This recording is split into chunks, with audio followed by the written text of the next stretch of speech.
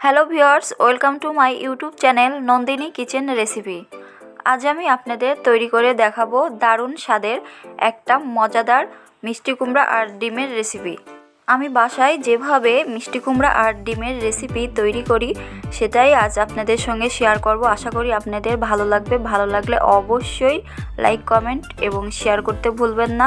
আর যারা আমার চ্যানেলের নতুন সদস্য এখনও সাবস্ক্রাইব করেনি তারা প্লিজ সাবস্ক্রাইব করবেন। চলুন রেসিপিটা দেখে নিই।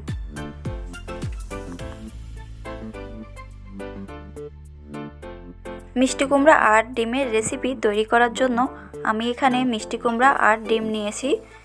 এই মিষ্টি কুমড়াটা আমি ডুমডুম করে কেটে নেব আর ডিমগুলো সেদ্ধ করে খোসা এড়িয়ে নেব। ডিমগুলো সেদ্ধ হতে বসিয়ে দিয়ে মিষ্টি কুমড়াটা কেটে নেব।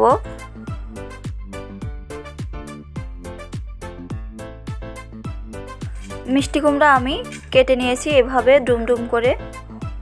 আপনারা আপনাদের ইচ্ছামতো কেটে নিতে পারেন। আমার ডিম সেদ্ধ হয়ে গেছে, এখন আমি খোসাগুলো ছাড়িয়ে নেব। ডিমগুলোর খোসা ছাড়িয়ে নিয়েছি, এখন রান্না করে নেবার পালা। ডিম আর মিষ্টি কুমড়ার রেসিপি তৈরি করার জন্য আমি যে উপকরণগুলো নিয়েছি একবার বলে দেব। কাঁচামরিচ, রসুন থেতো, আদা বাটা, জিরা বাটা, 2টা শুকনো মরিচ, তেজপাতা, ধনিয়া, লবণ, ঝালের গুঁড়া, হলুদের গুঁড়া। আর নিয়েছি পেঁয়াজ কুচি। এখানে আছে গরম মশলা আর ছোট এলাচ হালকা করে ভেজে গুঁড়ো করা। এদিকে আছে ডিম আর মিষ্টি কুমড়া।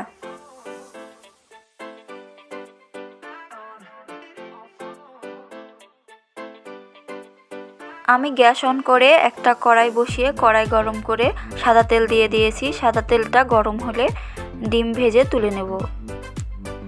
গরম তেলে ডিম ছাড়ার আগে অবশ্যই ছন্নি দিয়ে ডিম ভালো করে ফুটো ফুটো করে নেবেন। তাছাড়া তেলে দেওয়ার পর ডিম ছিটকে চোখে মুখে গায়ে এসে পড়তে পারে।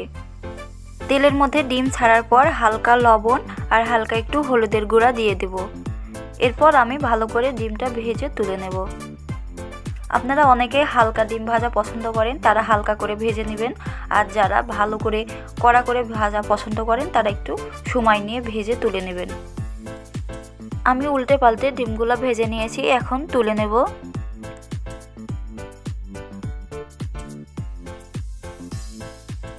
এই ডিম ভাজা তেলের মধ্যে আমি দিয়ে দেব 2টা তেজপাতা, 2টা শুকনা মরিচ, ধনিয়া।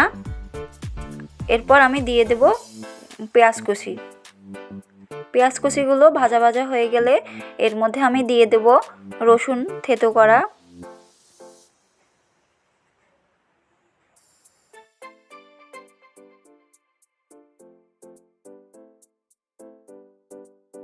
পেঁয়াজ আর রসুন একসঙ্গে ভাজা ভাজা করে বাদবাকি মশলাগুলো অ্যাড করে দেব।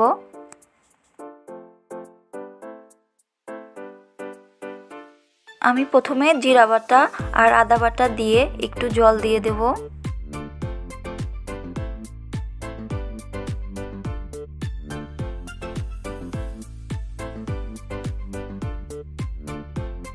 এরপর হলুদের গুঁড়া আর মরিচের গুঁড়া দিয়ে ভালো করে কষিয়ে নেব।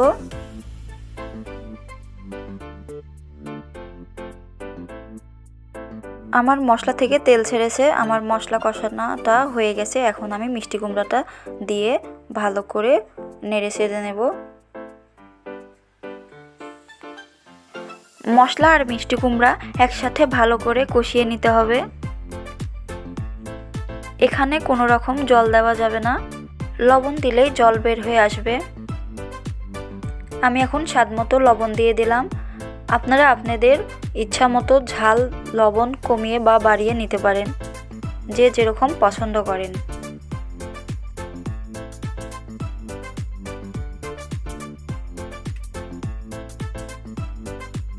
মিষ্টি কুমড়াগুলো কষিয়ে নিতে হবে।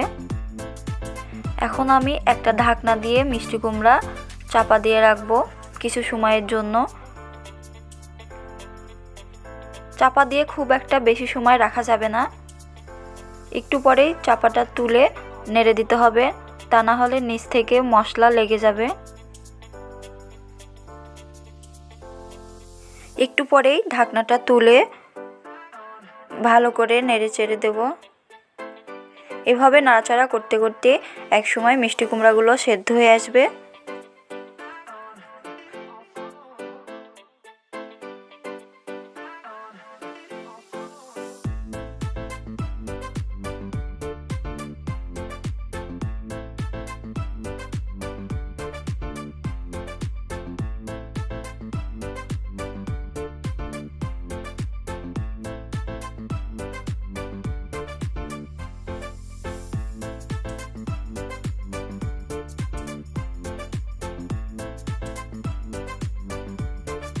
মিষ্টি কুমড়াগুলো আমার কষানো হয়ে গেছে, সেদ্ধ হয়ে গেছে।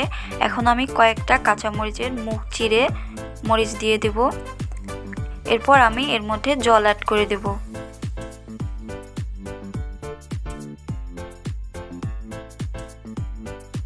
জল অ্যাড করা হয়ে গেছে। এখন ঝোলটা ফুটে ওঠা পর্যন্ত অপেক্ষা করব। ঝোলটা ফুটে উঠেছে। এখন আমি আগে থেকে ভেজে রাখা ডিমগুলো দিয়ে দেব।